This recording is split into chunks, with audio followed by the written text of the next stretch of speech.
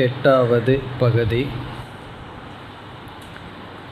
பலம் வாவ விஞ்ஞானாத் பூயக அபிகசதம் விஞ்ஞானவதாம்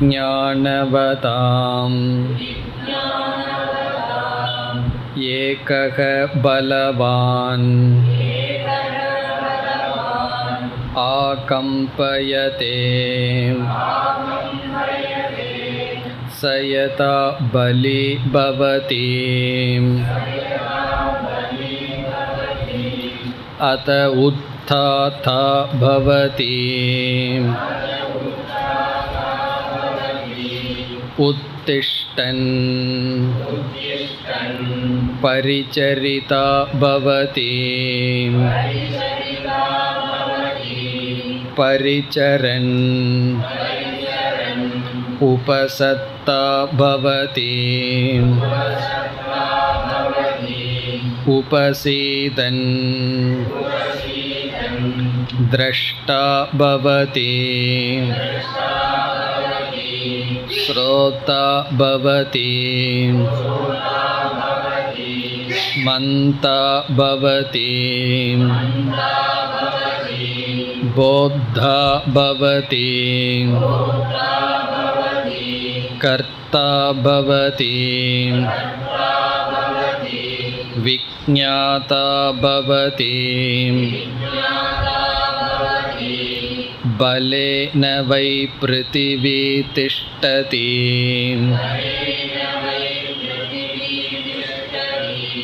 பலேன அந்தரிக்ஷம் பலேன த்யௌஹோ பலேன பர்வதாஹ பலேன தேவமனுஷ்யாஹ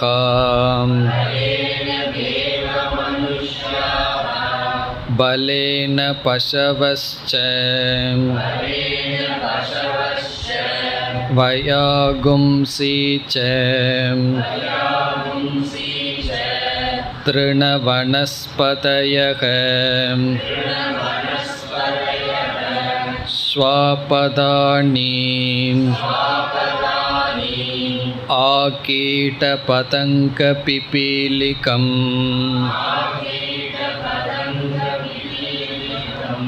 பலேன லோகஸ்திஷ்டதி பலம் உபாஸ்வேதி சயோ பலம் பிரம்மேத்யுபாஸ்தே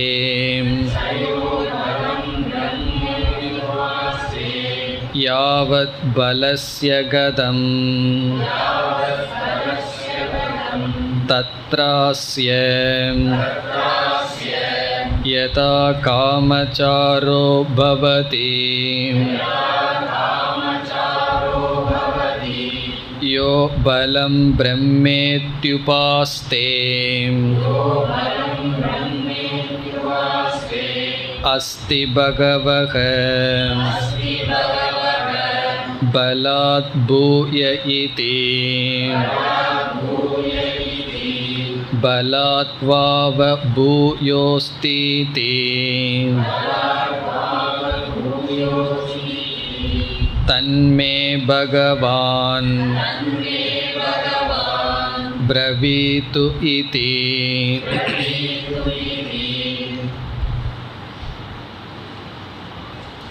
இப்பொழுது நாம் எட்டாவது படியில் இருக்கின்றோம். எது மேலான தத்துவம், முடிவானது அல்லது பிரம்ம என்ற கேள்விக்கு நாமத்தில் ஆரம்பித்து சப்தத்தில் ஆரம்பித்து வாக் மனக சங்கல்பம் இவ்விதம் படிப்படியாக வந்து தியானத்திற்கு வந்தது.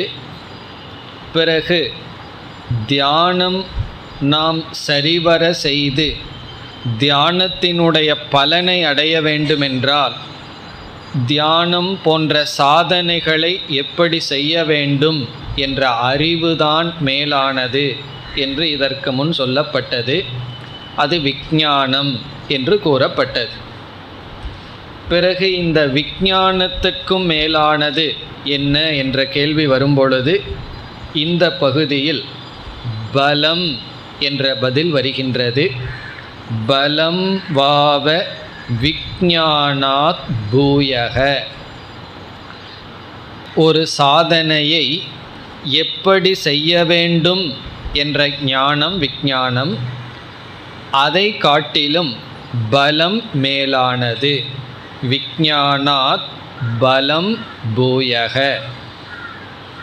இனி பலம் என்ற சொல்லுக்கு என்ன பொருள் என்பதை சென்ற வகுப்பில் ஆரம்பித்தோம். அதை இப்பொழுது பார்க்கலாம். இங்கு பலம் என்றால் சக்தி. பலம்ங்கிற வார்த்தை நாம் தமிழிலும் பயன்படுத்தப்படுவது. சக்தி என்றால் எதனுடைய சக்தி என்ற கேள்வி வரும்பொழுது புத்தி, மனம், இந்திரியம், ஷரீரம் இவைகளிடத்தில் இருக்கின்ற பலம். உடலில் இருக்கின்ற சக்தி என்றால் உடலினுடைய ஆரோக்கியம், ஷரீர சக்தி பலம் என்று சொல்லப்படுகிறது. இந்த உடலில் ஆரோக்கியம் இல்லை என்றால் நம்முடைய மனம், இந்திரியங்கள், புத்தி எதுவும் செயல்படாது. உடல் நோய்வாய்ப்பட்டிருக்கும் பொழுது அது ஜுரத்தினாலேயோ தலைவலியோ வயிற்று வலியோ இப்படி உடல் பாதிக்கப்பட்டிருக்கும் பொழுது நாம் உபனிஷத் கீதை எடுத்து வைத்தால் நமக்கு தெரியும் நம்மால் எந்த அளவுக்கு அதை சிந்திக்க முடியும் என்று. இப்போ உடலினுடைய பலம் இருந்தால்தான் சாஸ்திரங்களை எல்லாம் சிந்திக்க முடியும். அல்லது தியானம் செய்ய முடியுமா என்றால் சாதாரண நாள்லேயே முடிகிறதில்லை. உடலில் ஏதாவது நோய் இருந்தால் எப்படி நாம் அமர முடியும்? ஆகவே எந்த சாதனையையும் மேற்கொள்ள முடியாது. இப்போ ஷரீர பலம் தேவை. இங்கு உபனிஷத்தே ஷரீர பலம் இருந்தால்தான் எப்படிப்பட்ட படிகளையெல்லாம் நாம் தாண்டி ஞானத்தையெல்லாம் அடைய முடியும் என்று சொல்லப் போகிறது. அப்படி ஷரீர பலத்தினுடைய பெருமையை நாம் இந்த இடத்திலேயே பார்க்க போகின்றோம். உடல் பலம் இருந்தால்தான் இவைகளெல்லாம் நடைபெறும் என்று உபனிஷத் கூறப் போகின்றது. பிறகு இந்திரிய பலம் என்று எடுத்துக்கொண்டால் கண், காது முதலியவற்றினுடைய பலம். இப்போ சாஸ்திரத்தை நம்ம கேட்க வேண்டும் என்றால் காதுக்கு பலம் இருக்க வேண்டும். காதுக்கு பலம்னா பெரிய காது இருக்கணுமான அர்த்தம் கிடையாது. கேட்கும் சக்தி. கண்ணுக்கு பலம்னு என்ன அர்த்தம்? பார்க்கும் சக்தி. பார்த்து படிக்கணும். கிளாஸில் சொல்கிற வார்த்தைகளெல்லாம் கரெக்டாக விழுகணும். சத்துன்னு சொல்லும்போது அசத்துன்னு விழுந்ததுன்னு வச்சுக்கோமே, அசத்துன்னு சொல்லும்போது சத்துன்னு விழுந்ததுன்னா அப்படி ஒழுங்காக காதில் விழுகணும். அதை கிரகிக்கிற சக்தி இருக்க வேண்டும். அது இந்திரிய சக்தி. இது ஞானேந்திரியத்துக்கு. கர்மேந்திரியத்திற்கும் சக்தி தேவை. அது ஷரீர பலத்தோடு கலந்து விடுகின்றது. நடக்கிற சக்தி, படியேற சக்தி அதெல்லாம் வேண்டுமல்லவா? அப்படி ஒரு இடத்துக்கு போகணும்னா கர்மேந்திரியத்தில் சக்தி தேவை. அப்படி இந்திரியத்தினுடைய கர்மேந்திரியம் சென்று விடுகிறது. பிறகு வாக் சக்தி.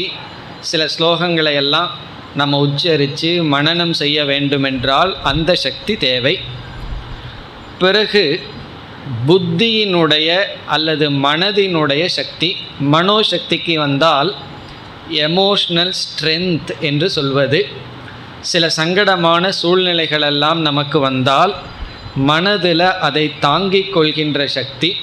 ஏன்னா எத்தனையோ அப்ஸ் அண்ட் டவுன் அப்படின்னு சொல்லுவோம் வெளி சூழ்நிலைகளில். அந்த சூழ்நிலைகளோடு நம்ம சாஸ்திர படிப்புக்கு வருகின்றோம். உலகத்தோடையே தொடர்பில்லாமல் காட்டுக்குள்ளே இருந்தோம் அப்படின்னா அந்த கஷ்டங்கள் கிடையாது. வேறு விதத்தில் கஷ்டங்கள் வரலாம். ஆனால் சமுதாயத்திற்குள்ளே இருக்கும் பொழுது வியாபாரமோ அல்லது மற்ற வேலைகளெல்லாம் செய்து கொண்டு இருக்கும் பொழுது அந்த டிரான்சாக்ஷனில் எவ்வளவோ மானவமானங்கள், நஷ்டங்கள், பொறுப்புகள் எவ்வளவோ இருக்கும். அதையெல்லாம் தாங்கி சாஸ்திரம் படிக்கும் பொழுதும் அல்லது தியானம் செய்யும் பொழுதும் அந்த மனதை நீக்கி மற்ற செயல்களிலிருந்து விடுதலை அடைந்து அமைதியாக வச்சிருக்கிறது ஒரு சக்தி தான். அந்த மனோபலம் இல்லை என்றால் நாம் எந்த சாதனையையும் செய்ய முடியாது. மனது ரொம்ப பலகீனமாக இருந்தால் சாதனையில் ஈடுபட முடியாது. வெளியிருந்து வருகின்ற தாக்குதல்கள் அது நம்மை மோகத்துக்கு உட்படுத்தலாம், குரோதத்துக்கு உட்படுத்தலாம். சில சூழ்நிலைகளெல்லாம் நம்ம மோக வசப்படுத்தலாம். சில சூழ்நிலைகளெல்லாம் வெளியிருந்து வருவது நமக்கு குரோதத்தை கொடுக்கலாம், பொறாமையை கொடுக்கலாம். இப்படிப்பட்ட வெளி தாக்குதலிலிருந்து ஓரளவு பாதிக்கப்படாமல் இருப்பது மனதினுடைய சக்தி. அப்படி ஷரீர, இந்திரிய, மனோபலம். பிறகு புத்தியினுடைய சக்தி. அது இங்கு அழகாக சொல்லப்படுகின்றது. அறியக்கூடிய விஷயத்தில் விக்ஞேயே, விக்ஞேயம்னா அறியக்கூடிய விஷயத்தில் பிரதிபான சாமர்த்தியம் என்று சொல்லப்படுகிறது. பிரதிபான சாமர்த்தியம் என்றால், பிரதிபான சாமர்த்தியம் என்பதற்கு அறியக்கூடிய விஷயத்தில் புத்தியினுடைய கிரகிக்கும் சக்தி. இந்த கிரகண சக்தி, ஒரு விஷயத்தை புரிந்து கொள்கின்ற சக்தி.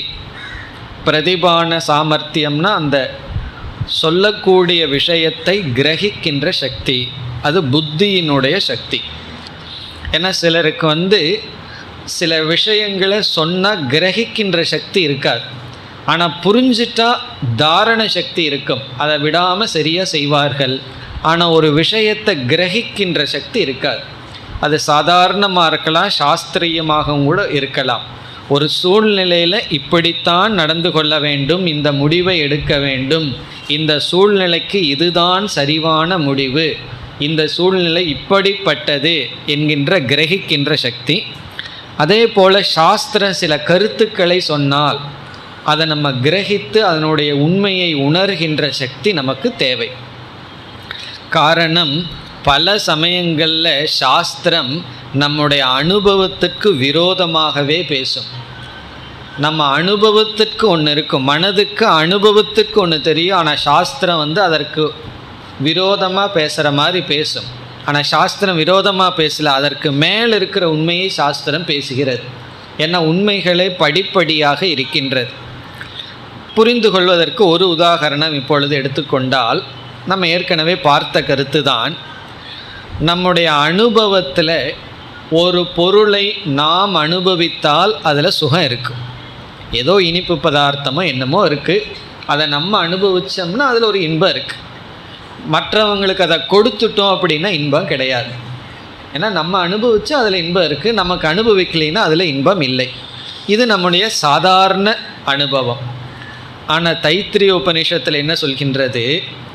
ஆனந்தவல்லியில், ஆனந்த மீமாம்சை இடத்தில், ஒரு பொருள் அல்லது ஒரு லோகத்தில் உனக்கு இருந்து அதை நீ அனுபவிச்சின்னா ஒரு பங்கு சந்தோஷம், அந்த பொருள் அல்லது அந்த லோகத்தில் உனக்கு வைராகியம் இருந்து அதை நீ விட்டு விட்டால் 100 மடங்கு சந்தோஷம்னு சொல்கின்றது. இப்போ இந்த கருத்து நம்முடைய அனுபவத்திற்கு விரோதமாகத்தான் இருக்கின்றது. அது எப்படி ஒரு பொருளை தியாகம் செய்தால், நான் அனுபவிப்பதை விட்டுவிட்டு தியாகம் செய்தால் 100 மடங்கு சுகம் என்றால், இப்போ இதை கிரகிக்கின்ற சக்தி தான் புத்தியினுடைய சக்தி. ஏதோ நமக்கு அது புரியவில்லை என்றால் இதில் ஏதோ ஒன்று இருக்கின்றது. பிறகு மனதுக்குள் எப்போ வரும்னா, தியாகம் பண்ணி சுகத்தை அனுபவிக்கும் பொழுது புரிஞ்சிடும், உபனிஷத் சொல்கிறது தான் சத்தியம் என்று. அப்படி இந்த மாதிரி சூக்ஷ்மமான விஷயங்கள், இது பெரிய சூக்ஷ்மம் அல்ல, ஆனால் இது சூக்ஷ்மமான விஷயம். ஒரு தாய்க்கே இந்த உண்மை தெரியும். தாய் இந்த இனிப்பு பதார்த்தத்தை சாப்பிட்றத விட குழந்தைக்கு கொடுக்கும் பொழுது அதிக சுகங்கிறத தாய் அனுபவிக்கின்றாள்.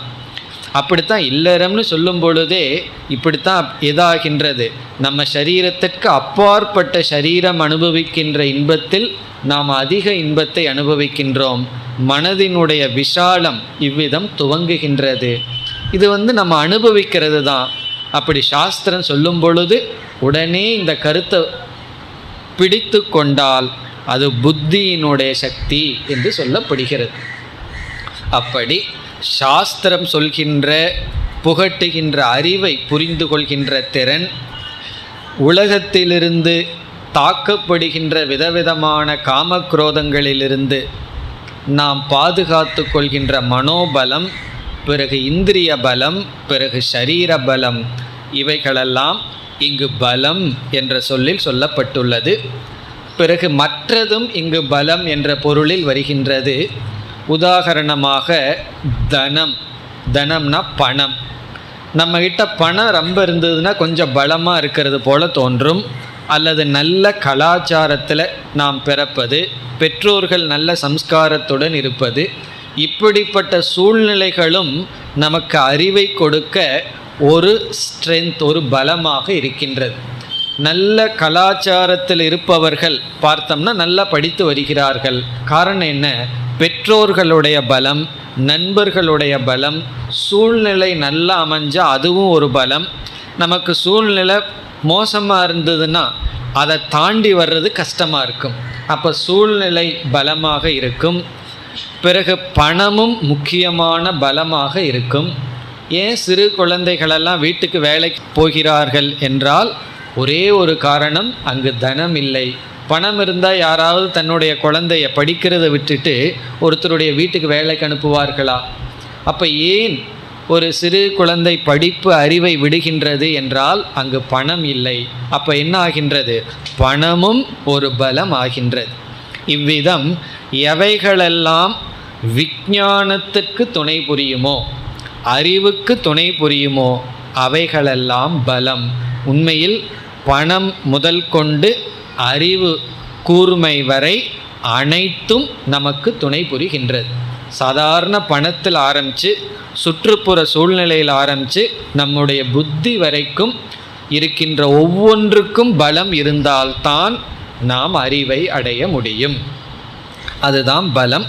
ஆனால் இங்கு உபனிஷத் உடல் பலத்திலிருந்து ஆரம்பித்து இந்த உடல் பலம் இருப்பதனால் ஒருவன் எப்படி படிப்படியாக சென்று ஞானத்தை அடைய முடியும் என்று பலத்தினுடைய பெருமையை இனிமேல் உபனிஷத் வர்ணிக்கின்றது. இப்போ பலம் வாவ விஞ்ஞானாத் பூயக, அதோடு 8வது படிக்கு வந்து விட்டோம். இனி அடுத்த பகுதிகளெல்லாம் பலத்தினுடைய பெருமை. இந்த பலத்தினால், சக்தியினால் நமக்கு என்னென்ன கிடைக்கின்றது? மந்திரத்திற்குள் சென்றால், அபிக சதம் விஞ்ஞானவதாம் ஏகக பலவான் ஆகம்பயதே. அதாவது இங்கே என்ன உபனிஷத் கூறுகின்றது? வெறும் அறிவை உடையவர்களை காட்டிலும் பலத்தை உடையவன்தான் மேலானவன். அதாவது ஒருவன் பலத்தை உடையவன் 100 பேர் வெறும் அறிவை உடையவர்களை காட்டிலும் மேலாக இருக்கின்றான். அவர்களையெல்லாம் பயமுறுத்துகின்றான். இந்த பலவான கண்டு வெறும் அறிவு மட்டும் இருப்பவர்கள் பயந்திருக்கிறார்கள். இப்போ ஏகக பலவான், ஒருவன் பலத்தை உடையவன். இந்த தனம், ஷரீரம், இந்திரியம், மனம், இந்த எல்லா விதத்திலையும் ஒருவன் பலத்தை உடையவன். ஆகம்பயதேனா பயப்படுத்துகின்றான், அசைக்கின்றான். எவ்வளவுனா சதம் விஞ்ஞானவதாம், 100 அறிவுடையவர்களை காட்டிலும், சதம்னா 100 பேர் வெறும் நல்லா படிச்சுட்டு மட்டும் இருக்கார்கள், புத்தி மட்டும் இருக்கு, ஆனால் எந்த பலமும் இல்லை என்றால் அவர்களை இவன் அசைக்கின்றான். நம்ம சரித்திரத்திலையும் கூட ஒன்று நடந்தது என்று சொல்வார்கள். அந்த யூனிவர்சிட்டி பேர் மறந்துட்டு எத்தனையோ வருடங்களுக்கு முன் ஒரு பெரிய ஒரு யூனிவர்சிட்டி இருந்தது நம்மிடத்தில். அது என்ன யூனிவர்சிட்டி ஏதோ சொல்வார்கள், நலந்தாவா? அதில் அங்கே ஆயிரக்கணக்கில் ஆசிரியர்கள், மாணவர்கள் படித்து கொண்டிருந்தார்களாம். ஒருவர் 2 பேர் அல்ல, ஆயிரக்கணக்கில் அங்கே படிப்பு இருந்தது. சிலர் ஒரு 100 பேரும் கூட இல்லை, அவர்கள் அதை அனைத்தையும் தீ வைத்தார்களாம். தீ வைத்து நம்முடைய அந்த கலாச்சாரத்தை அழித்தார்கள். காரணம் என்னென்னா வெறும் புஸ்தக ஞானம் மட்டும் இருந்தது. இவர்களுக்கு ஏதோ என்ன சாபமோ அந்த பலம் இல்லாமல் போனது தான். அதுதான் உபனிஷத்தே சொல்கின்றது. 100 பேர் வெறும் அறிவை உடையவர்களாக இருந்தால் மட்டும் போதாது, ஒருவன் பலத்தை உடையவன் அனைவரையும் அசைத்து விடுகின்றான். அதனால் என்னென்னா, நாளையிலிருந்து தண்டால் பண்ண ஆரம்பிங்கன்னு அர்த்தம், எக்ஸசைஸ் பண்ண ஆரம்பிக்கணும்னு அர்த்தம். உடல் பலம் தேவை. எல்லாம் வெறும் விசாரம் பண்ணிட்டு ஒரு அறையில் மட்டும் அமர்ந்திருந்தால் போதாது, ஆரோக்கியம் உடல் பலம் தேவை. அது உபனிஷத் இவ்விதம் கூறுகின்றது. சயதா பலி பவதி. இனி பலத்தினுடைய பெருமை, பலத்தினால இவன் என்னென்னலாம் சாதிக்கின்றான். சக ஒருவன், யதா எப்பொழுது, பலி பவதி, பலி பவதினா பலத்தை உடையவன் ஆகின்றானோ, ஒருவனுக்கு எப்பொழுது பலம் இருக்கின்றதோ அப்பொழுது என்ன செய்வானவன், அத உத்தாதா பவதி. அப்பொழுது பலத்தின் விளைவாக, பலம் அவனிடம் இருந்த காரணத்தினால், உத்தாதா, உத்தாதா என்றால் குருவினுடைய அருகில் செல்கின்றான். கமன கர்த்தா பவதி குரு சமீபே, குருவினுடைய அருகில் செல்பவன் ஆகின்றான். உத்தாதான கமன கர்த்தா, அவன் குருவிடம் செல்கின்றான். காரணம் என்ன, பலம் இருந்த காரணத்தினால்தான். குரு சமீபே கமன கர்த்தா, குருவிடம் செல்பவன் ஆகின்றான். இதனுடைய அர்த்தம் என்னன்னா, குரு கொரியர் சர்வீஸ் மாதிரி வீட்டுக்கெல்லாம் வரமாட்டார், ரொம்ப தூரத்தில் இருப்பார். அப்போ என்ன பண்ணணும்னா, இவன் குரு கிட்ட போகணும். சாதாரண விஷயம் அல்ல. சங்கரர் கேரளாலேருந்து நர்மதா நதிக்கரை வரைக்கும் எதில் போனார், நடந்து போனார் குருவை தேடி. அப்படி குருவை நம்ம தேடி செல்ல வேண்டும். எவ்வளவோ பேர் உலகத்திலிருந்தெல்லாம் ரிஷிகேஷ் ஹிமாலயாவுக்கெல்லாம் வருவார்கள். எதற்குன்னா, அங்கே சாஸ்திரம் படிக்கணும், குருக்கிட்ட போகணும். இப்போ காசியில் போய் வேதாந்தம் படிக்கணும்னு செல்பவர்கள் பலர். அப்படி ஒரு அறிவை அடைய வேண்டும் என்றால், எங்கள் ஊருக்குள்ளே என்ன கிடைக்குதோ அதுதான் படிச்சுக்குவேன்னு சொன்னால் ஒன்றும் கிடைக்காது. நம்ம என்ன செய்யணும், நம்ம இருக்கிற இடத்த விட்டு பல தூரம் செல்ல வேண்டியது இருக்கின்றது. இப்போ ஒரு ஊர்லேருந்து இனி ஒரு ஊருக்கு போயிட்டோம் அப்படின்னா, அங்கே இருக்கின்ற கிளைமேட், அங்கே இருக்கின்ற தட்பவெப்பநிலை, உணவு எல்லாத்துலேயும் ஒரு மாற்றம் வரும். அதனால் எந்த சிஷ்யர்கள் குருக்கிட்ட போன உடனே முதல் கிடைக்கிறது என்ன தெரியுமோ, முதல்ல டிசீஸ் தான் வரும், நோய்வாய் தான் படணும். காரணம் என்ன, எல்லாமே புது இடமாக இருக்கும். அப்பொழுது உடலில் பலம் இருந்தால்தான் முதல்ல போய் சேர முடியும். பிறகு என்ன செய்ய முடியும், அங்கு அவரை அடைந்து சாஸ்திரத்தை நாம் பெற முடியும். அப்படி எவர்களுடைய வாழ்க்கையை எடுத்துக்கொண்டாலும், யார் அறிவை அடைந்துள்ளார்களோ அவர்கள் பல தூரம் குருவை நாடி சென்றிருப்பவர்களாக இருந்திருப்பார்கள். அப்படி உத்தாதா என்றால் குருவிடம் செல்ல வேண்டும் என்றால் என்ன, நம்ம வீட்டில் நாம் இருக்கிற இடத்துல எல்லாம் கம்ஃபர்டபுளாக இருக்கும், ஒரு கஷ்டமும் இல்லாமல் வாழ்ந்திருப்போம். புதிய இடத்துக்கு போகும்போது எதுவுமே நமக்கு கிடைக்காது. அதுக்காகத்தான் 4 இடத்துக்கு யாத்திரை போயிட்டு வரணுங்கிறது, அந்த கஷ்டப்பட்டுட்டு வரணும். யார் காசி முதலிய யாத்திரை போனாலும் ரொம்ப சந்தோஷமாக வர முடியாது, அந்த கஷ்டப்பட்டுட்டு வரணும். அதுதான் பலன். போய் கஷ்டப்பட்டனேன்னா, அப்படி கஷ்டப்பட்டால் யாத்திரையினுடைய பலன் நடைபெற்றதுன்னு அர்த்தம். அப்படி கஷ்டப்பட்டு குருவிடம் செல்ல வேண்டும் என்றால் பலம் இருக்க வேண்டும். பலம் இல்லாதவன் என்ன சொல்லுவான், எனக்கு வயிற்று வலிக்குது, தலை வலிக்குது, என்னால் அங்கே போக முடியாது, அந்த கிளைமேட்டில் இருக்க முடியாதுன்னு விடுவார்கள். அதையும் நம்ம பலரை பார்க்குறோம். சில பேர் ரிஷிகேஷுக்கு போவார்கள், கொஞ்ச நாள் படிப்பார்கள், அதற்கு பிறகு உடல் அவர்களுக்கு ஒத்துழைக்காது. உணவு சூழ்நிலை, அந்த கிளைமேட்டெல்லாம் ஒத்துழைக்காமல் திரும்பி விடுவார்கள். அப்படி தோல்வியை அடைந்தவர்கள் பலர். அதற்கு காரணம் என்னென்னா, பலம் இல்லை. இப்போ பலம் இருந்தால், ரெசிஸ்டன்ஸ் எதிர்ப்பு சக்தி உடலில் இருந்தால், நம்ம புதிய இடத்திற்கு சென்று ஞானத்தை அடைய முடியும், புதிய இடத்திற்கு செல்ல முடியும். அதுதான் இங்கு சொல்லப்பட்டுள்ளது. உத்தாத்தான கமன கர்த்தா பவதி. பிறகு குருக்கிட்ட போய் இவன் என்ன செய்கின்றான், குருக்கிட்ட போனால் மட்டும் ஞானம் வந்துடுமா, அடுத்தபடி பலம் இருந்தால் தான் அடுத்தது செய்கின்றான். என்ன, உத்திஷ்டன். உத்திஷ்டன் என்றால் குருவிடம் சென்று, முதல்ல குருவிடம் செல்பவனாகின்றான். பிறகு உத்திஷ்டன் என்றால் குருவிடம் சென்று பரிச்சரிதா பவதி. இவன் அடுத்தது ஒரு காரியத்தை செய்கின்றான். எதனால்? பலம் இருந்த காரணத்தினால். அது என்ன காரியம்? பரிச்சரிதா. பரிச்சரிதா என்றால் சேவகக பவதி, குருவுக்கு பணிவிடை செய்பவன் ஆகின்றான். சர்வீஸ் பண்ணுறான், குருவுக்கு பணிவிடை செய்கின்றான். உடலளவில் குருவுக்கு என்ன செய்யணுமோ அதை செய்கின்றான். இதுவும் எப்போ செய்ய முடியும்? உடலில் பலம் இருந்தால் தான். ஏன்னா நம்முடைய உடலை பாதுகாக்கிறது, நம்முடைய இடத்த தூய்மையாக வச்சுக்கிறதுக்கே நமக்கு சக்தி வேணும். பிறகு இனியொருவருடைய இடத்த, குரு இருக்கிற இடத்த தூய்மைப்படுத்துவது, அவருக்கு உணவு கொடுப்பது, அவருக்கு வேறு ஏதாவது சர்வீஸ் பண்ணணும் என்றால் என்ன வேணும்?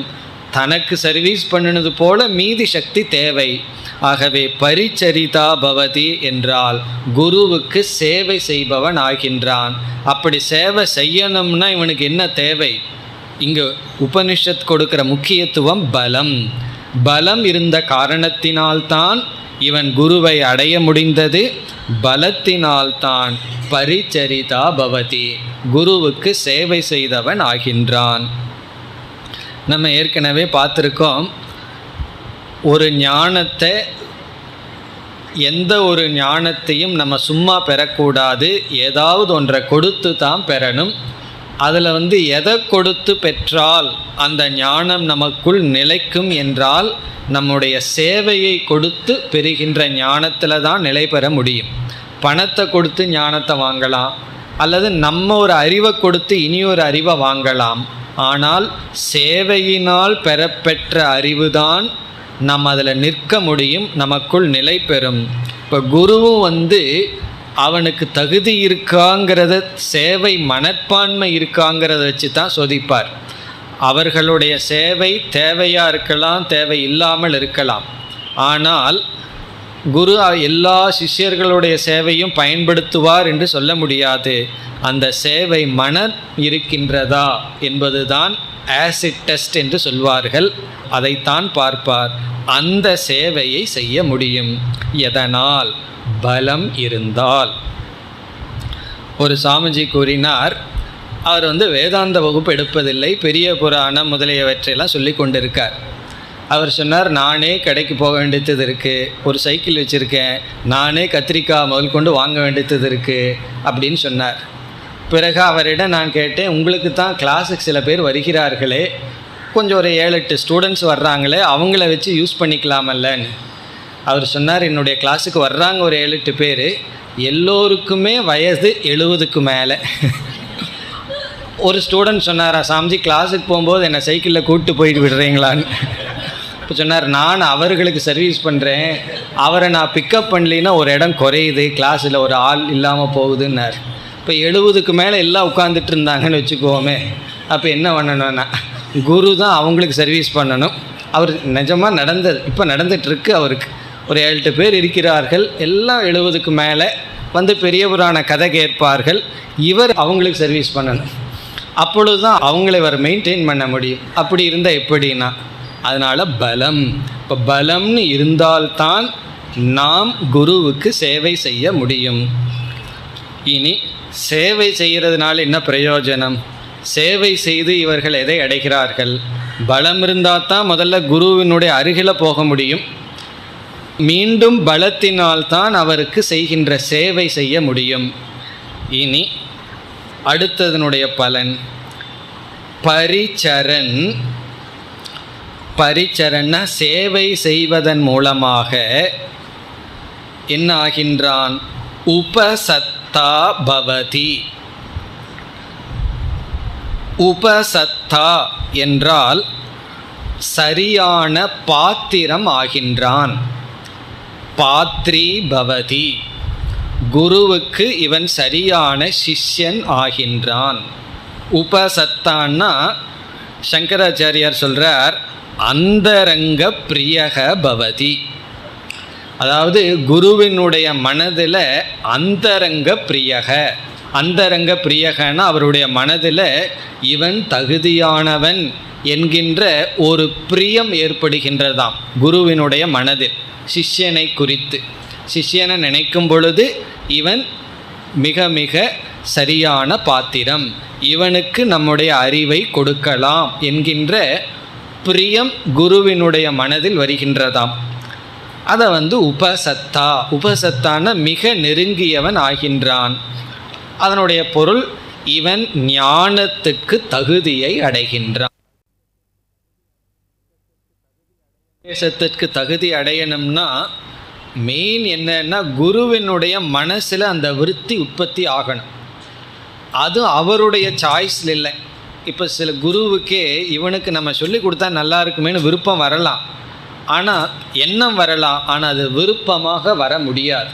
இப்போ குருவினுடைய சாய்ஸ் இல்லாமல், அவரே தேர்ந்தெடுக்காமல் சிஷ்யனுடைய நடத்தையில் அவருடைய விருப்பம்னா அவருடைய வில்லுக்கு அப்பாற்பட்டு இவருக்கு நாம் எடுத்து சொல்லலாம் என்கின்ற எண்ணம், ஒரு பிரியம் சிஷ்யனை குறித்து வர வேண்டுமாம்.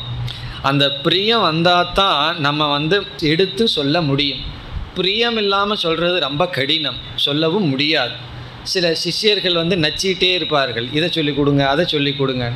குரு அந்த நச்சு போகட்டும்னு சொல்லி கொடுத்தா அது சரிப்பட்டு வராது. அந்த மாதிரி நச்சக்கூடாது. சில பேர் இருப்பார்கள், இல்லைப்பா எனக்கு இதை இப்போ எடுத்து சொல்கிறதுக்கு அந்த ஃப்ரேம் ஆஃப் மைண்ட் இல்லை, மூடு இல்லைன்னு சொன்னால் விட மாட்டார்கள். இல்லை எனக்கு சொல்லிக் கொடுக்கணும், எனக்கு சொல்லிக் கொடுக்கணும்னு அவர்கள் என்ன செய்வார்கள்? சில பேர் அந்த ரோட்டில் பிச்சை கேட்குறவர்கள் நச்சு தாங்காமல் காசு கொடுக்குறோம் இல்லையா, அந்த மாதிரி எப்படியாவது குருக்கிட்ட இருந்து வாங்கிடணும் அந்த எண்ணமெல்லாம் இருக்கக்கூடாது. நம்ம செய்ய வேண்டியதை செஞ்சு ஓப்பன் மைண்டாக விட்டுறணும். அந்த எண்ணம் குருவுக்கு வரணும். சரி, இவருக்கு நாம் எடுத்து சொல்லலாம், இவருக்காக நாம் சில காலத்தை கொடுக்கலாம். ஏன்னா என்ன எல்லாம் நினைக்கிறார்கள், குருவுக்கு வேறு வேலை இல்லை, சொல்ல வேண்டியது தானே அப்படின்னு நினைக்கிறார்கள்.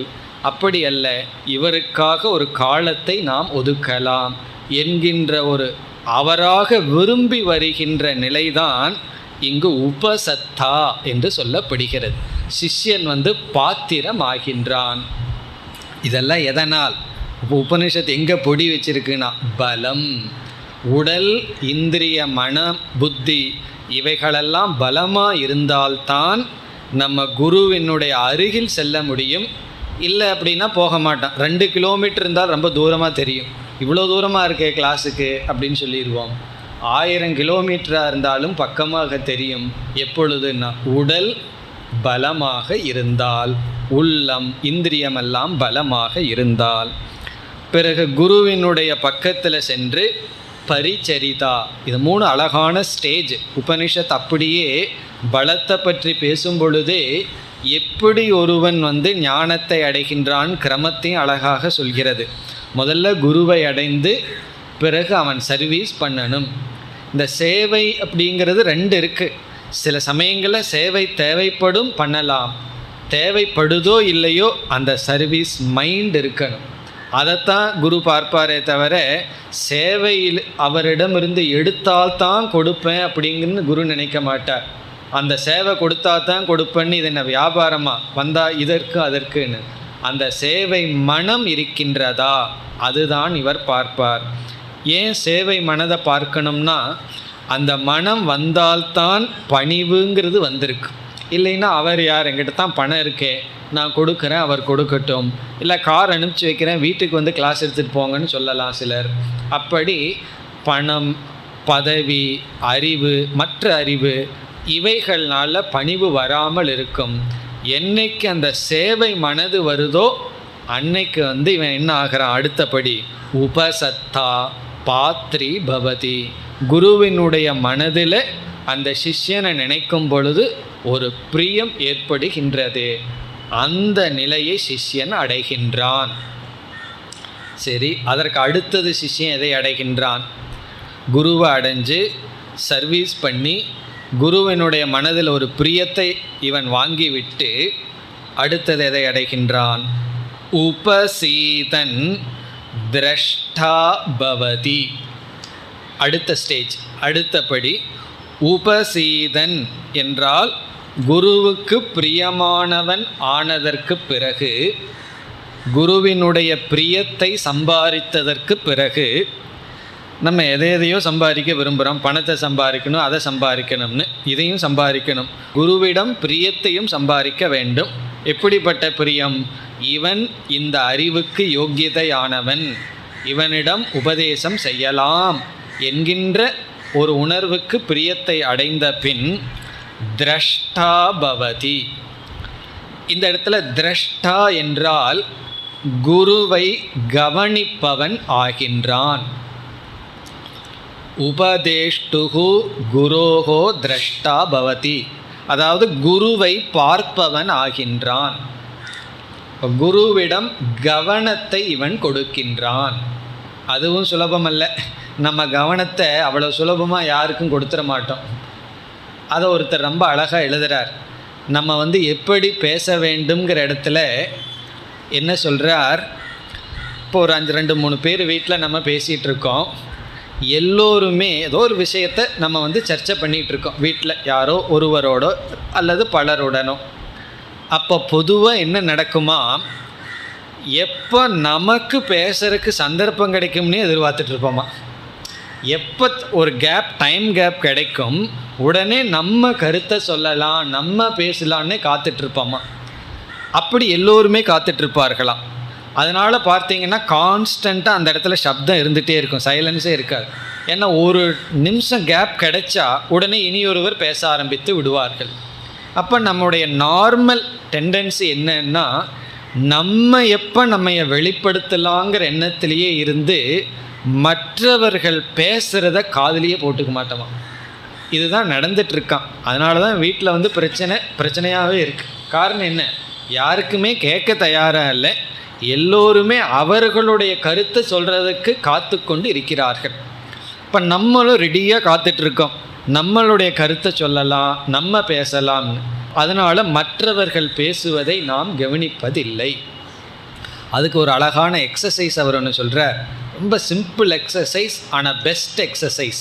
என்னன்னா, வேறொருவரோட பேசிகிட்டு இருக்கும் பொழுது நம்ம பேசுகிறதுக்கு முன்னாடி 2 முறை மூச்சை விட்டு மூச்சை இழுக்கணுமா. பிராணனை ஒரு முறை விட்டு ஒரு முறை எடுத்ததற்கு பிறகு தான் நம்ம பேசணுமா. அப்படி ஒரு சாதனை அபியாசம் பண்ணால், அதை எழுதுகிறவர் சொல்கிறார், உங்களுக்கு பொதுவாக 95% பேசுறதுக்கு சந்தர்ப்பம் கிடைக்காது. காரணம் என்ன? நீங்கள் மூச்சுட்டு எடுக்கும்போது அவங்க பேச ஆரம்பிச்சிடுவாங்க. சந்தோஷம்தான், நல்லது தான். ஆனால் அப்படி பேசுறதுக்கு சந்தர்ப்பம் கிடைக்கும் பொழுது உங்களுடைய பேச்சு தெளிவாக இருக்கும், ஆணித்தரமாக இருக்கும்னு சொல்கிறார். நீங்கள் தப்பாக பேசிட மாட்டீங்க, சரியாக பேசுவீர்கள். காரணம் என்ன? பேசுறதுக்கு முன்னாடியே நிதானித்து விட்டீர்கள். அப்படி எந்த ஒரு பேச்சுக்கு முன்னாடியே நமக்கு ஒரு நிதானம் கிடைக்கணும்னா 2 முறை பிராணாயாமம். இது பிராணாயாமம் சொல்லக்கூடாது, மெதுவாக மூச்சை விட்டு மூச்சை இழுத்துட்டு பேச ஆரம்பித்தோம்னா அதற்குள்ளே பேச வர்ற கருத்தை நம்ம ஆர்டர் பண்ணிடுவோமா. அப்போ அவர்கள் என்ன பேசுகிறார்கள்ங்கிறதையும் நம்ம கேட்போமா. இதெல்லாம் என்னென்னா கேட்கறதுக்கான டிசிப்ளின். ஒழுங்காக நம்ம கேட்கணும், அப்பொழுதுதானே ஒழுங்கான கருத்தை நம்ம சொல்ல முடியும். அதற்கான அவர் கொடுக்குற அபியாசம். இதில் என்ன இங்கே இந்த இடத்துல என்ன சம்பந்தம்னா, நம்ம கவனித்து பழக வேண்டும்.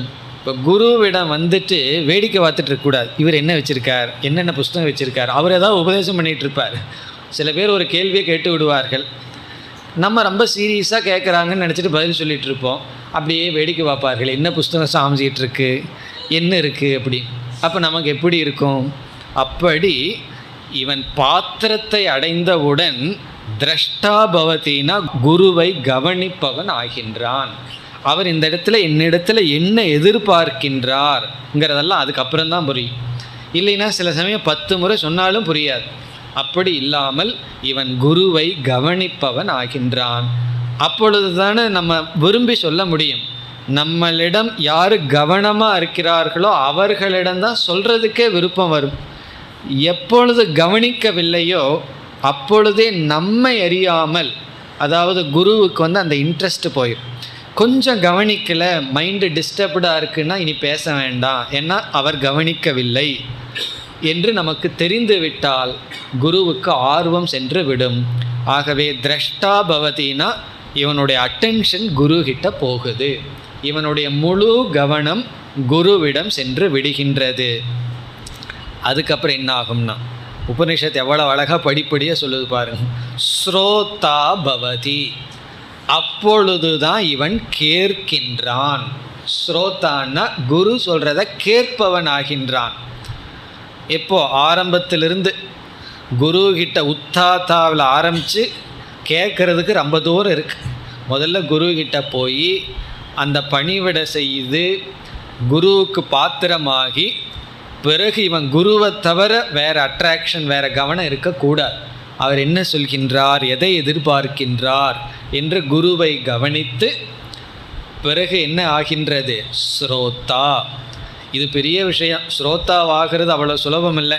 சும்மா காதில் கேட்குறதல்ல, குரு சொல்கிறது அப்படியே இவன் மனதிற்குள் செல்கின்றது. அப்பொழுது தான் லிசனர், கேட்பவன் ஆகின்றான். பிறகு கேட்டவன் என்ன செய்வான்? கேட்டதற்கு பிறகு சிஷ்யனுடைய மனதில் என்ன நடக்கும்? அடுத்த சொல் மந்தா பவதி. மந்தா என்றால் சிந்திப்பவன் ஆகின்றான். மனனம் நடக்கின்றது. ஸ்ரோதான சிரவணம் அப்போ தான் நடக்குது. கேட்டதற்கு பிறகு அதே இடத்துல குருக்கிட்டேயே அதை விட்டுட்டு போயிடக்கூடாது. குருக்கிட்டேயே கேட்டேன், குருக்கிட்டேயே அதையும் விட்டுட்டு போயிடன்னு போகாமல் அந்த கேட்டதை இவன் எடுத்து செல்கின்றான். இதுவும் சாதாரண விஷயம் இல்லை. ஒரு குருக்கிட்ட போய் ஒரு வார்த்தையே அல்லது ஒரு அரை மணி நேரம் டிஸ்கஸ் பண்ணிட்டு வந்தோம்னா பிறகு என்ன பண்ணணும்? அந்த டிஸ்கஷனோடு நம்ம மைண்ட் இருக்கணும். சில நாட்கள் அதிலேயே மனது ஓடிக்கொண்டு இருக்க வேண்டும். அந்த விசாரத்திலேயே நாம் இருக்க வேண்டும். அதை இவன் செய்கின்றான். இப்போ ஒரு 10 நிமிடமோ 20 நிமிடமோ அல்லது வகுப்பு, அதுவும் ஒரு உபதேசம் தானே. வகுப்போ அல்லது டிஸ்கஷனோ குருவிடமிருந்து நம்ம கேட்டதற்கு பிறகு அது நம்முடைய மனதில் ஓடிக்கொண்டே இருக்க வேண்டும். அவர் இப்படி சொன்னார், நான் இந்த கேள்வி கேட்டேன், இதனுடைய அர்த்தம் என்ன, இப்படி இவர் சொல்கிறதனுடைய உள்நோக்கம் என்ன, இப்படியெல்லாம் சிந்தித்தல். அதுதான் மந்தா. மந்தா என்றால் மனன கர்த்தா. மனனத்தை இவன் செய்கின்றான். குருவினுடைய உபதேசத்தை மீண்டும் மீண்டும் அசை போடுகின்றான். அதுக்கு நல்ல உதாரணம் என்ன? மாடு மாதிரி. இந்த மாடு இருக்கே, அது முதல்ல உள்ளே தள்ளிடும். பிறகு என்ன செய்யும்? ஆகாரம் அமர்ந்து உட்கார்ந்து உள்ளே தள்ளினதெல்லாம் கொஞ்சம் வெளியே கொண்டு வந்து அப்படியே அசை போட்டு பிறகு மீண்டும் உள்ளே தள்ளும். அந்த வேலை தான் மந்தான்னு சொல்கிறது. அவர் சொன்ன கருத்தை எல்லாம் கேட்டு இவன் மீண்டும் மீண்டும் சிந்தித்து பிறகு உள்ளே போகும்போது இவன் எப்படிப்பட்டவன் ஆயிடுறான்? அடுத்த ஸ்டேஜ் போத்தா பவதி. போத்தா என்றால் புரிந்து கொண்டவன் ஆகின்றான், அறிவுடையவன் ஆகின்றான். இப்பொழுதுதான் ஞானமே வருது. போத்தான அறிவை அடைகின்றான். நல்ல பக்குவமாக இருந்ததுன்னா, நல்ல காஞ்சகட்டையாக இருந்தால் ஸ்ரோதாவாக இருக்கும்போதே போத்தாவாயிருவான். கேட்ட உடனே ஞானம் வந்துடும். காஞ்சகட்டையாக இருக்கணும். அதாவது காஞ்சகட்டைன்னு என்ன? ஒரு குறிப்பிட்ட அறிவுக்காக ரொம்ப ஏங்கி கொண்டிருந்தால் பல காலம் நம்ம எத்தனையோ இதுக்கு ஏங்குறோம். அப்படி அறிவுக்கு நம்ம ஏங்கி கொண்டிருந்து பல இடங்களில் அந்த அறிவு கிடைக்காமல், இன்னும் அறிவு அவ்வளோ சுலபமாக கிடைச்சிடாது. பல இடங்கள் அறிவுக்காக போவோம், அது அங்கே இருக்காது. தோல்வி அடைஞ்சு வந்து பிறகு சரியான இடத்துக்கு வரும்பொழுது ஒரே ஒரு சொல் ஆணி அடித்த மாதிரி உள்ளே போச்சுன்னா உடனே அறிவு வந்துடும். சில சமயங்களில் நமக்குள்ள ஏற்கனவே சிந்திச்சு வச்ச ராங் ஜட்ஜ்மெண்ட், தவறான சில எண்ணங்கள், அதெல்லாம் இந்த அறிவுக்கு கொஞ்சம் தடையாக இருக்கும் பொழுது மந்தாவாக இடையில ஆகணும். ஏன்னா ஏற்கனவே சிலதை நம்ம முடிவு பண்ணி வச்சுருப்போம், இதுதான் சரி இது தப்புன்னு சொல்லி. குரு சொல்கிறது அது கொஞ்சம் விபரீதமாக இருக்கும். அப்போ அதை எப்படி டேலி பண்ணணும்னா மந்தா. கொஞ்சம் சிந்திச்சோம்னா இது நம்மளுடைய ராங் ஜட்ஜ்மெண்ட், நம்ம தப்பாக புரிஞ்சு வச்சுருக்கோம், இதுதான் சரி கொஞ்சம் விசாரம் பண்ணி பிறகு போத்தா, சரியாக புரிந்து கொண்டவன் ஆகின்றான். இப்போ போத்தான்னு சொன்னால் சாஸ்திரார்த்த போத்தா பவதி. சாஸ்திரத்தினுடைய அர்த்தத்தை புரிந்து கொண்டவன் ஆகின்றான். எதை புரிஞ்சுக்கிறான்? சாஸ்திர அர்த்தம்னா சாஸ்திரத்தினுடைய அர்த்தத்தை புரிந்து கொண்டவன் ஆகின்றான். இப்போ இந்த சாஸ்திரம் பல சாதனைகளை பற்றியெல்லாம் பேசுகின்றது. நம்ம வேதாந்தத்துக்குள்ளே வந்ததற்கு பிறகுதானே சாதன சதுஷ்டய சம்பத்தினா என்ன இதெல்லாம் நம்ம படிக்கிறோம். சமம்னு ஒன்று பண்ணணும், தமம்னு ஒன்று இருக்குது, விவேகம், வைராக்கியம், இப்படி எத்தனையோ சாதனைகள் இருக்குது. பிறகு கர்மயோகம், உபாசனா, தியானம், ஜபம்னு எண்ணிக்கைக்கு அடங்காத சாதனைகளை சாஸ்திரம் படிப்படியாக சொல்லி வச்சிருக்கு. அந்த சாதனைகளையெல்லாம் எவ்வளவு தூரம் பின்பற்றணும், எப்படி பின்பற்றணும், எப்பொழுது ஒரு சாதனையை எடுத்து எப்போ விடணும், இது சம்பந்தமான எல்லா ஞானமும் நமக்கு கிடைக்கின்றது. அகம் பிரம்மாஸ்மிங்கிற ஞானம் பிறகு வருது. அதற்கு முன்னாடி ஸ்டேஜில் அகம் பிரம்மாஸ்மிங்கிற ஞானத்துக்கு முன்னாடி எத்தனையோ ஞானம் தேவைப்படுது. முதல்ல உபனிஷத்துனா என்ன, ஏன்னா ரொம்ப வருஷம் நம்ம உபனிஷத்துங்கிற வார்த்தையை கேள்விப்பட்டிருக்க மாட்டோம். பிறகு இங்கே வந்து தான் அந்த சொற்கள், அதில் எப்படி உபதேசங்கள் இருக்கின்றது, இவைகளையெல்லாம் கேட்டு அதில் இருக்கின்ற சாதனைகளை பற்றி அறிவையெல்லாம் அடைகின்றோம். இதற்கு முன்னாடியும் எத்தனையோ சாதனைகள், தவம், இதெல்லாம் தெரிஞ்சு வச்சுருக்கோம். இப்போ டிவி பார்க்கும்போது ஒரு முனிவர் வந்து தவம் பண்ணார்னு அந்த கதைகளை எல்லாம் படிப்போம், தெரிஞ்சு வச்சுருப்போம். ஆனால் அந்த சாதனைகளினுடைய ஆர்டர், அந்த முறை எப்படி பண்ணணும், நாம் எந்த சாதனையை எடுத்துக்கணும், ஏன்னா எத்தனையோ சாதனை சாஸ்திரத்தில் சொல்லப்பட்டிருக்கு. நான் எந்த சாதனையை எப்பொழுது எடுத்துக்கொள்ளணும், இந்த அறிவையெல்லாம் குருவிடம் சென்று குரு நம்முடைய தகுதியை பார்த்து அவர் பர்சனலாக கொடுப்பார். நீ வந்து இந்த சாதனையை எடுத்துக்கொள், உன்னுடைய இந்த மனதுக்கு இந்த வேல்யூ வேண்டும். சில சமயம் ஒரு வேல்யூ எடுத்துகிட்டு அதிகமாக பின்பற்றிகிட்டு இருப்போம். விரதம்னு எடுத்துகிட்டு சாப்பிடாமையே இருந்து நம்ம நாசம் பண்ணிகிட்டு இருப்போம். இப்போ குரு சொல்லுவார், இல்லை, உனக்கு நீ விரதம் இந்த அளவுக்கு தான் இருக்க வேண்டும். அப்படி ஏதாவது ஒரு வேல்யூ எடுத்துகிட்டு அதில் ஓவராக போயிட்டுருப்போம். இப்போ குரு வந்து என்ன செய்வார், அது ஒரு பிரேக் போடுவார். இந்த வேல்யூ இவ்வளவுக்கு மேலே பின்பற்றினால் அது வந்து உன்னை நாசப்படுத்திடும். ஏன்னா வேதத்தில் சொல்லியிருக்கு, அநாசகேன தபசா, நீ செய்கிற தவம் உன்னை நாசப்படுத்தக்கூடாது. அப்படி நம்ம எடுத்திருக்கிற வேல்யூவே நம்ம நாசப்படுத்தி விடலாம். அதையெல்லாம் பேலன்ஸ் பண்ணி ஒரு அறிவை கொடுப்பார். அதுதான் போத்தா, அந்த அறிவு. எந்த சாதனையை எவ்வளவு தூரம் எப்படி பின்பற்றணுங்கிற அறிவு. இனி உபனிஷத்து மீண்டும் தொடர்கிறது. அதுக்கப்புறம் இவன் என்ன ஆவான், கர்த்தா பவதி. அடுத்த ஸ்டேஜ் கர்த்தா என்றால் அனுஷ்டாதா. அனுஷ்டாதாதான சாதனையை பின்பற்றுபவன் ஆகின்றான். அதுக்கப்புறம் தான் இவன் ஒழுங்காக சாதனையையே பின்பற்ற ஆரம்பிக்கின்றான்.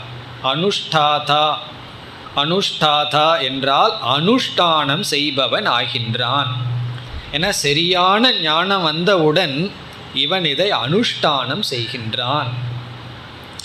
அதாவது எந்த ஒரு மெஷின் அல்லது எந்த ஒரு பொருள் அதை எப்படி பயன்படுத்தணுங்கிற ஞானம் வந்ததுக்கப்புறம் அதை பயன்படுத்தும் பொழுது தான் உண்மையான ஆனந்தம் இருக்குது. ஈவன் ஒரு ஸ்கூட்டரோ அல்லது ஒரு காரோ, ஒரு வெஹிக்கிளோ எப்படி டிரைவ் பண்ணணுங்கிற நல்ல ஞானம் வந்துடுதுன்னு வச்சுக்குவோமே, அதுக்கப்புறம் டிரைவ் பண்ணால் அதில் ஒரு சுகம் இருக்குது. இல்லை அப்படின்னு எங்கே போய் முடியும்?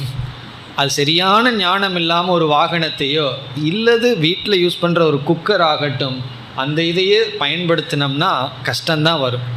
ஆனால் அதை நல்லா பயன்படுத்த தெரிய அறிவோடு அதற்குள்ளே போனோம்னா அந்த சாதனையை பின்பற்றுறதுலேயே ஒரு சுகம் இருக்கும். அப்படி கர்த்தா பவதி, அந்த அறிவை இவன் செயலுக்குள் அப்பொழுதுதான் கொண்டு வருவான். உபனிஷத்து இங்கே என்ன சொல்ல விரும்புது, இந்த அறிவை இவன் அடைகிறதுக்கு பலம் வேணும். பலம் இருந்தால் தான் போத்தாவாக ஆவான். இந்த இடத்துல போத்தா என்று சொல்வது இதற்கு முன் 7வது ஸ்டெப்பில் சொன்ன விஞ்ஞானம். விஞ்ஞானம்னு என்ன, ஒரு சாதனையை எப்படி பின்பற்ற வேண்டுங்கிற அறிவு. அந்த அறிவு வரணும்னா இந்த பலம் காரணம். ஆகவே அந்த அறிவை காட்டிலும் பலம் பூயக, மேலானது. ஏன்னா உபனிஷத்து என்ன சொல்லியிருக்கு, பலம்தான் மேலானதுன்னு சொல்லியிருக்கு. ஏன் பலம் மேலானதுன்னா, இந்த அறிவை அடையணும்னா நீ குரு கிட்ட போகிறதுலேருந்து இப்போ படிப்படியாக பார்த்தமே, இவ்வளவு படியையும் நீ செய்து முடிக்கணும்னா உனக்கு பலம் வேண்டும்.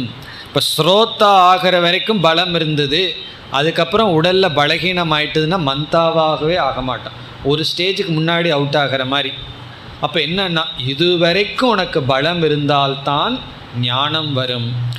அதுக்கப்புறம் ஞானம் வந்ததுக்கப்புறம் எல்லா பலம் போயாச்சுன்னு வச்சுக்கோமே, கர்த்தாவாக முடியாது, அந்த அறிவை செயல்படுத்த முடியாது.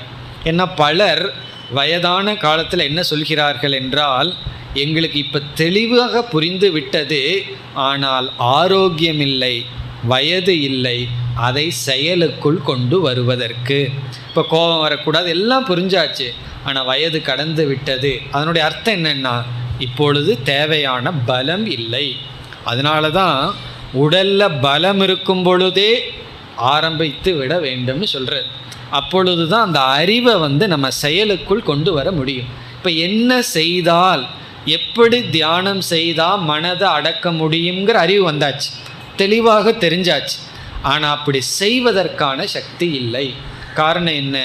பலம் இல்லை. ஆகவே பலம் முக்கியம். இது முதல் கிளாஸில் எடுக்க வேண்டியது இந்த இடம். ஃபஸ்ட்டு கிளாஸுக்கு வர்றவங்களுக்கு சொல்ல வேண்டியது. அப்போ இருந்து ஒழுங்காக பலத்துக்கு முக்கியத்துவம் கொடுப்பார்கள். அடுத்த செக்ஷனும் சேர்ந்து எடுத்துடணும். ஏன்னா அடுத்த செக்ஷனில் இந்த பலம் வர்றதுக்கு அன்னம் காரணம்னு சொல்ல போகுது. அப்போது ஒழுங்காக சாப்பிடணும். அதுதான் ஃபஸ்ட்டு வேதாந்த கிளாஸில் சொல்ல வேண்டியது. தேவையானதை ஒழுங்காக சாப்பிட்டு ஒழுங்கான ஆரோக்கியத்தை அடைய வேண்டும். அது ரொம்ப முக்கியம். அதிலிருந்து தான் இவைகளெல்லாம் தொடர்கின்றது. சரி, ஒருத்தன் கர்த்தாவாகவும் ஆகிவிட்டான், சாதனைகளை எல்லாம் பயன்படுத்தி விட்டான், அவனுக்கு அடுத்தது என்ன கிடைக்கும்? உபனிஷத் அடுத்ததோடு முடிவு செய்கின்றது. இந்த ஸ்டேஜ் படிப்படியாக அடுத்ததில் முடியுது. இவன் கர்த்தாவுக்கு அப்புறம் என்ன ஆகின்றான்? விக்ஞாதா பவதி. விக்ஞாதா பவதி என்றால் இந்த இடத்துல விக்ஞாதாங்கிற சொல்லுக்கு பொருள் அனுஷ்டான பலஸ்ய அனுபவிதா பவதி. அனுஷ்டான பலஸ்ய அனுபவிதா. அனுபவித்தான என்ன? இந்த சாதனையினுடைய பலனை அனுபவிப்பவன் ஆகின்றான். சுருக்கமாக சொன்னால் போக்தா பவதி. அனுஷ்டான பலஸ்ய அனுபவித்தான்னா இந்த அனுஷ்டானத்தினுடைய சாதனையினுடைய பலனை அனுபவிப்பவன் ஆகின்றான். சாதனையினுடைய பலனை அனுபவிக்கின்றான். ஞானம் அந்த ஞானத்தின் துணை கொண்டு சாதனைகளையெல்லாம் ஒழுங்காக செய்யும் பொழுது அந்த செய்வதனுடைய பலனை அனுபவிக்கின்றான். இதற்கு மேலே பேசுறதுக்கு ஒன்றும் கிடையாது. பலத்தை அனுபவிச்சதுக்கப்புறம் வேறு என்ன இருக்குது? போக்தா பவதி. அப்போ என்னன்னா, நம்ம சாஸ்திரத்தில் சொன்ன பிரயோஜனத்தை அனுபவிக்க வேண்டும் என்றால் நமக்கு ரொம்ப முக்கியம் ஆரோக்கியம். பலம்னு சொன்னால் 4 பேர்த்த அடிக்கிற சக்தி வேண்டாம், பயில்வான் மாதிரியெல்லாம் பலம் நமக்கு வேண்டாம். அப்படி யாராவது கொடுக்கறதா இருந்தாலும் வேண்டான்ட்டுலாம். நமக்கு நம்ம சரீரத்தை பாதுகாக்கிற அளவு, அல்லது குருக்கிட்ட போகிற அளவு, பணிவிட செய்கிற அளவு, பாத்திரமாகிற அளவு, கவனிக்கிற அளவு, அதுக்கும் பலம் வேணுமே. கவனித்து கேட்டு சிந்தித்து அறிவை அடைந்து அனுஷ்டானம் செய்கிற அளவுக்கு பலம் இருந்தால் போதும். அந்த பலத்தினுடைய பலன் போக்தா அனுபவிதா பவதி. இப்போ இதுவரைக்கும் பலத்தினுடைய பெருமையை உபனிஷத் இவ்விதம் சொல்லியுள்ளது. இனி அடுத்த பகுதியும் மீண்டும் பலத்தினுடைய பெருமை தான். ஒரு ஜீவன் எப்படி பலத்தினால் இவ்விதம் படிப்படியாக செல்கிறான்னு சொல்லி, பிறகு இந்த உலகமே பலத்தினால தான் இது செயல்படுகிறது. அடுத்த பகுதி பலேனவை பிருத்திவி திஷ்டதி. பிருத்திவி, இந்த பூமி பலத்தினால தான் நிற்கின்றது. நம்மளும் ஒரு 5 நிமிஷம் நிற்கணும்னா பலம் வேணும் அல்லவா? அப்படி பூமியும் கூட பலத்தினால தான் நிற்கின்றதுன்னு இனியெல்லாம் மிகவும் சுலபமான சொற்கள். அடுத்ததெல்லாம் எல்லாமே பலத்தினால தான் இருக்குது. பலத்தினால தான் அனைத்தும் செயல்படுகிறது. நம்ம பலம்ங்கிறதுக்கு அர்த்தம் பார்த்துட்ருக்கோம். தனம், தனத்து முதல் கொண்டு பணம் பலம், பதவி பலம், பிறகு குடும்ப பலம் முதல் கொண்டு சரீரம், மனம், புத்தி எல்லா பலம் எல்லாம் சேர்ந்து பலம்னு அர்த்தம். அப்படி அனைத்துமே பலத்தினால் தான் இருக்கின்றது. ஆகவே பலத்தை பிரம்ம என்று உபாசிக்க வேண்டும். பலேன அந்தரிக்ஷம், அந்தரிக்ஷம்னா ஆகாசம் பலத்தினால தான் இருக்குது.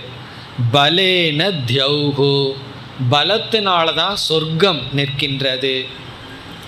பலேன பர்வதாகா, பர்வதாகான்னா மலைகள், மலைகள் நிற்கின்றதுன்னா பலத்தினால தான்.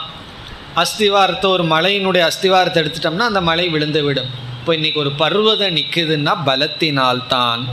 பலேன தேவ மனுஷ்யாகா, தேவர்களுக்கு நிகரான மனிதர்கள் பலத்தினால்தான் நிற்கின்றார்கள். அவர்களுடைய பலம் மனோபலம், சமங்கிற ஒரு பலம். அல்லது தேவர்களும் மனிதர்களும் பலத்தினால்தான் வாழ்கிறார்கள். பலேன பசவக, பசவகன மிருகங்கள், மிருகங்களெல்லாம் பலத்தினால தான் இருக்குது. ஒரு மிருகத்துக்கு பலம் இல்லைன்னு சொன்னால் கொஞ்ச நாளில் அது இறந்து விடும். கொஞ்ச நாள் இல்லை, கொஞ்சம் மணி நேரத்தில் அது இறந்து விடும். வயாம்சி ந பறவைகள், திருண வனஸ்பதயக, ஒரு புல், நம்ம ரோட்டில் ஒரு புல்லை பார்க்குறோமே, அது ஒழுங்காக நிற்கணும்னா அதுக்கும் பலம் இருக்குது. அதுக்கு தேவையான பலம் இருந்தால் தான் அந்த புல் இருக்க முடியும். வனஸ்பதயகன மரம், செடி, கொடிகள். ஸ்வாபதானி என்றால் ஸ்வாபதம்னா மிருகங்கள், நாய் முதலிய மிருகங்கள். பிறகு இப்படியே சொல்லிட்டு போனால் அனைத்தும் பலம்தான். ஆகீட்ட பதங்க பிபீலிகம், ஆகீட்டன ஒரு சிறு பூச்சி முதல் கொண்டு, பதங்கன விட்டில் பூச்சி, பிபீலிக்கம்னா எறும்பு, ஒரு சிறு பூச்சி முதல் கொண்டு எறும்பு வரை. பலேன திஷ்டதி, பிறகு பலேன லோகக திஷ்டதி, இந்த உலகமே பலத்தினால தான் நிற்கின்றது. ஆகவே பலம் உபாஸ்வ இதி, பலத்தை பிரம்ம என்று உபாசனை செய். நீ அடுத்த பகுதியில் இந்த பலத்தை பிரம்மன்னு உபாசனை செய்தால் என்ன பலன் என்று வருகின்றது. அடுத்த வகுப்பில் பார்ப்போம். ஓம் பூர்ணமத பூர்ணமிதம் பூர்ணாத் பூர்ணமுதச்யதே பூர்ணஸ்ய பூர்ணமாதாய பூர்ணமேவாவசிஷ்யதே. ஓம் சாந்தி சாந்தி சாந்தி.